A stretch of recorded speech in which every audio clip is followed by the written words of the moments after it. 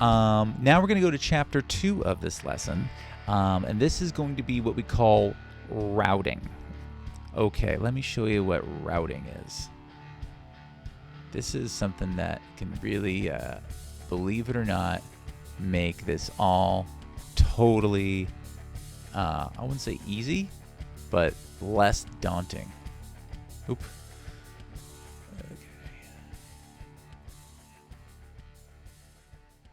Okay, so check this out, right? Let's just make the mix window big. Here's our mix window. And like I said, this isn't even that big of a deal. So look at all these tracks, right? When we mix each section, each track by section, we've got our dialogue section, we've got our background section, we've got our FX section, and we've got our Foley section, and then we've got our music section. Well, at some point, we're going to have to do the final mix, right? Check this out. First, go up to track, down to new, stereo, master fader.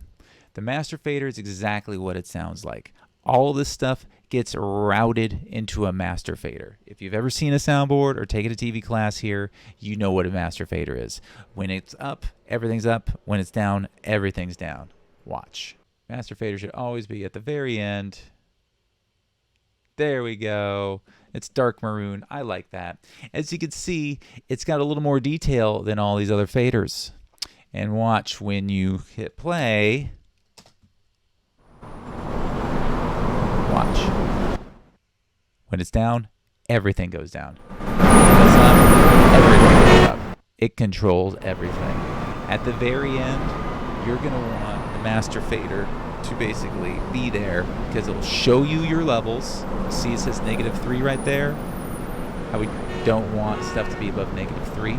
That's how we're going to basically, we're going to be watching that master fader when we do the final mix between all of the tracks. Right now we're just doing sections, getting the sections to be in balance with each other, right? Oh, you see that peak right there. You go and chew. I can't hold it here long. So what's going to happen is at the end, we're going to mix everything, and then the master fader is going to basically tell us if we're too loud or not. So the master fader, but you might be asking yourself, oh my God, so while I'm mixing, I'm going to have to like go through all this, all these faders, and that sounds impossible, like as this whole thing is going. Well, you can do it if you just do bit by bit. You can totally do a final mix the way I'm doing it here. Go in categories and then just go like little 10-second chunks, 30-second chunks, whatever chunks you're comfortable with. But one way that is much easier is to do something called routing. Check this out. Go up to track, new, stereo. This is important, that's stereo, because you'll see why. Stereo, aux input. And this is what we'll call this DX. We'll just call it DX right now. Okay. So I'm going to color code it.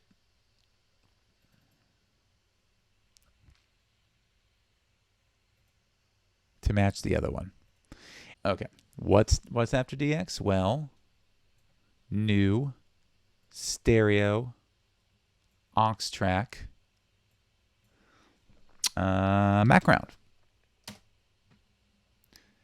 And that always goes, remember, master always goes to the very end, and the background one should be the same color as your regular background track. Boom, boom, boom, boom, boom. As your background tracks, I mean. Okay. New track, stereo, aux,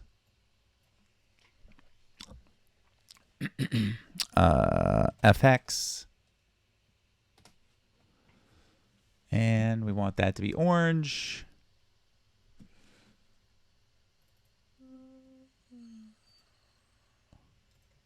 I'm a stickler for this stuff.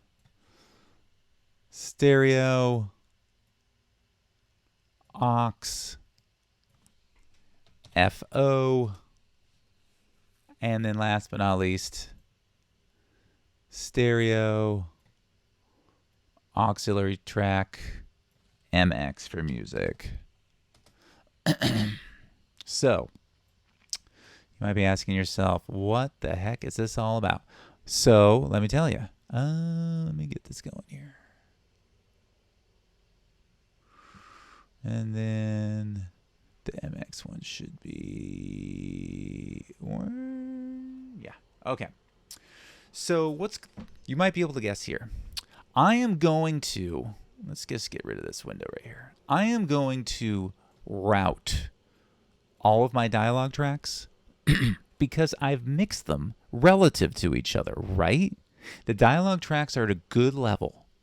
So what you have to do now is we have to get these 3 dialogue tracks to route, basically to feed into this one dialogue track. And since these levels are all balanced and relative to each other, I don't need to go, I don't need to nitpick these 3 different faders when I'm doing the final mix. I just want to control this one. This will control the volume for all of them. So what you can do is this.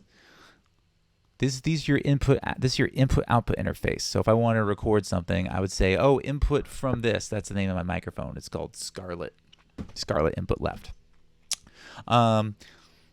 Instead, what I'm going to do is the output to what's called a bus. So a bus in audio terms is, I think they could call it something else, but this basically, think about it like this. You take a bus to go somewhere. I want to send this audio feed to a different track, an aux track. That's what aux tracks are. Aux tracks are tracks that literally their sole purpose is to basically take the routing from other tracks. They're not really meant to record things to. They're not really meant to add audio clips to, like we've been doing this whole time. They're meant to basically say, you know what, I want to take these 3 tracks, feed them to one track that will add a reverb to everything, or feed it to one track that will basically that will control all of the dialogue. That's an aux track. It does something sort of auxiliary from everything else. So how do you get there? Through a bus. So you've got all these empty buses. You've got 16 buses waiting to transport your audio feed somewhere. So this is a stereo thing. Stereo aux track. So we're going to say bus 1 and 2. This is going to go out. This one will also go out to bus 1 and 2. And this one will also go out to bus 1 and 2. Got it? Now, the DX track will input from bus 1 and 2. So basically, I've got my 3 dialogue tracks going to bus 1 and 2, output bus 1 and 2, and the input from DX is bus 1 and 2. So that basically the bus depot is leaving the output of these 3 dialogue tracks, and the bus is landing at this depot called DX. So it's going out of these 3 and into this one. So same thing with the background. Background, I want to send to the BG aux track, but bus 1 and 2 are already taken. See, it's outlined in yellow. So I'll have it go to bus 3 and 4. There you go. Bus 3 and 4. And bus 3 and 4. Got it? Okay. And now the BG track input will be bus 3 and 4. So what we want to do now is you can either just unsolo everything, but then you're still going to hear everything. So a lot of times what I do is I just solo the tracks I'm working with, because basically what the aux track is, the aux track shows you your meters and it lets you control the faders, but the sound is still coming from the original audio track, because an audio track is an audio track. An aux track controls that audio track, but it's not an audio track. So you still have to have these guys soloed in order to hear it and see it on the aux. And you also have to have these guys soloed as well. Watch.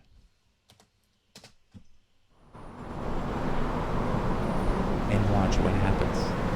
If I want to turn the background down, I will. See how that controls all of it? I don't have to go over here and, bring that down, and bring that down, and bring that down, and bring that up, and bring that up, and bring that up. All I have to do is say, you know what? The background sounds really great and relative to each other. I'm just going to bring it down here. And now I'm going to bring it all up. And then I'm going to bring it down. You go in two. I can't hold it here long. And then bring it up. Let's go. Let's go. Go, go, go. And same thing with the dialogue. You could bring it up. This is X-ray control. You have initiated the extraction, and we do not yet have visual. Or I could bring it down.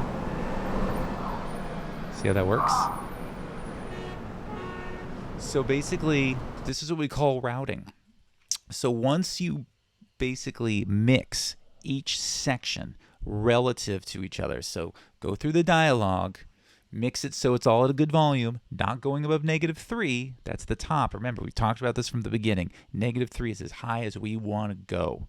And dialogue should always be loudest. So dialogue should hit -3, and everything should go under it relative to it. So right here, the backgrounds are still too loud. So what I do is keep your dialogue the way it was. It's 0. 0, come in. Do you copy? And then maybe bring my background down a little bit. Because I want to hear the dialogue. And before, it was up here, drowning out the dialogue. X-ray control, 0, do you copy? That's better. 0, where are you? Come in, 0. See how that works? And then, once I basically get all these guys dialed in, like maybe the data should be louder, maybe the typing should be, actually that typing should probably be pretty loud. The gun should definitely be quieter. You know, once I basically lock this in through writing and touching automation mode, then all I have to do is give it another bus, just bus them all to the next available stereo bus. In this case, it'll be bus 5 and 6.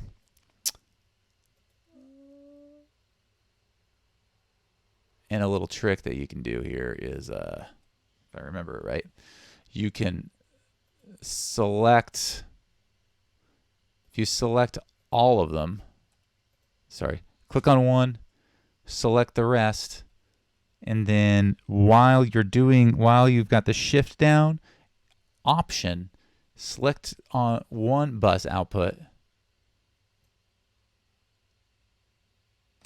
and then look, they all go. So then you don't have to go to each one. So shift option with the tracks you want selected will shift all of them to the bus that you want, which in this case is bus 5, 6. And so now when these effects are going, you solo them. Eventually what's going to happen is that eventually you're going to want to hear everything. So then you can just unsolo, because you're going to want to hear everything anyway. So when you get to the point that everything has been routed to their correct aux track, you could just unsolo everything, unmute everything, and then just play it. And then I'm just doing this real quick. I will bus, let's see, these guys to bus 7 and 8. Let's see here. So this is 5 and 6. This is 7 and 8. Oops. Yeah, that's right. And then let's see here. Music.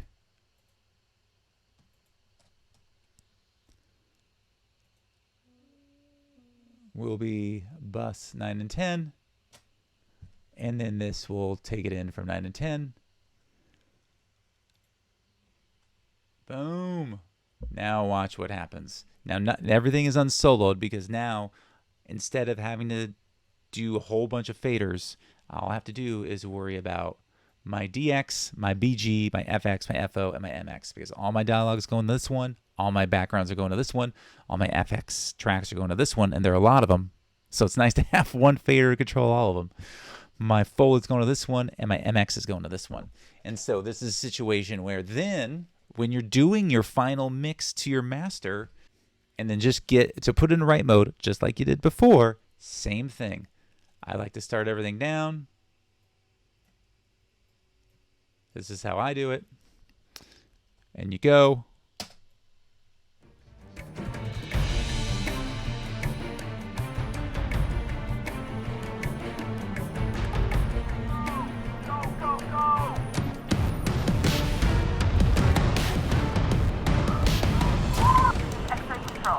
You have initiated the extraction, and we do not yet have visual.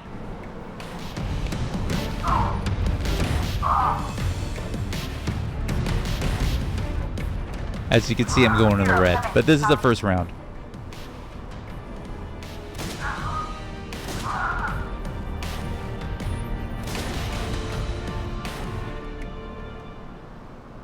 This is X-ray control. 0, do you copy? 0, where are you? Come in. 0. Okay, obviously, it's way over. But if you go back, if you go back, you'll see that you can just do it again. So just put it on auto touch, do it again, and then just keep doing it until you get it locked in. So if you go down here, look, there's my dialogue, there's my background, there's my FX, there's my Foley, there's my music. So let's see, if we turn on the video, go back to the beginning.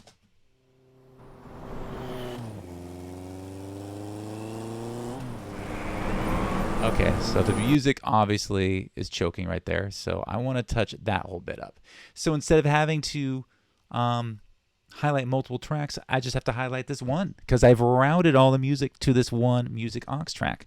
So now we just go back into here, oops, and then it's in touch mode, play.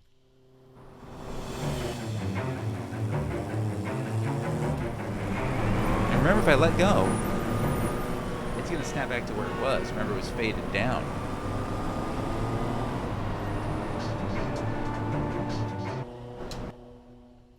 See that right there? I have to fix this whole section right here.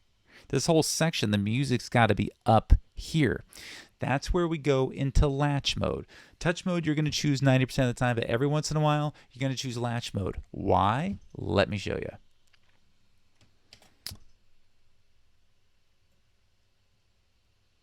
Oops. There we go. Watch what happens to the music track when I'm in latch mode here. Okay, let's go back to the beginning.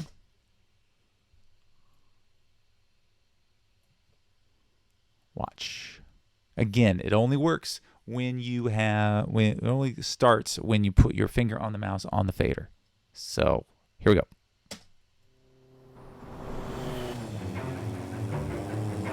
Now watch, I'm going to let go, but watch what happens. The cool thing about latch mode is when you let go, it stays where you left it. See that?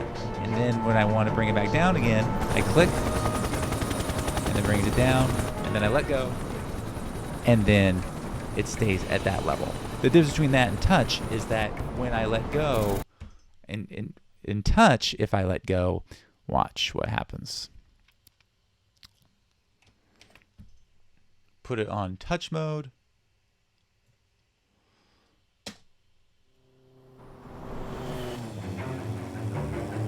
And watch, I'm going to bring it down. Watch what happens. I let go. It snaps back up. So touch is good if you just, like, for example, maybe in here, I wanted to just change this little bit right here, but I like everything before and I like everything after. So in touch mode, I can just highlight this whole area, touch the fader at the moment I want to change something, and then let it go, and then it's just gonna, everything before and after will be just as it was. With latch, when you let it go, it stays at the last level it was when you were touching the mouse, which is good for the situations like this down here, when there's a big old section that needs to get fixed. But when it's just little bits here and there, you'll kind of want to do touch mode. But it makes it a lot easier when you route your signals into single stereo aux tracks, because now all your dialogue tracks are one. All your FX tracks, there's like 10 of them in here. Now it's just one. And when I'm doing the final mix to the print master right here, boom, that's one right there. So there's only one really more step after this, and this is outputting to a print master or bouncing to disk. But this is the step before the final step, and that's basically creating these different routing tracks right here. You might also know these as submixes. This is the dialogue submix. This is the background submix. This is the FX submix. This is the Foley submix, and this is the music submix. That's what we're doing now. And then once we have those submixes, it's a lot easier to consolidate these into this guy.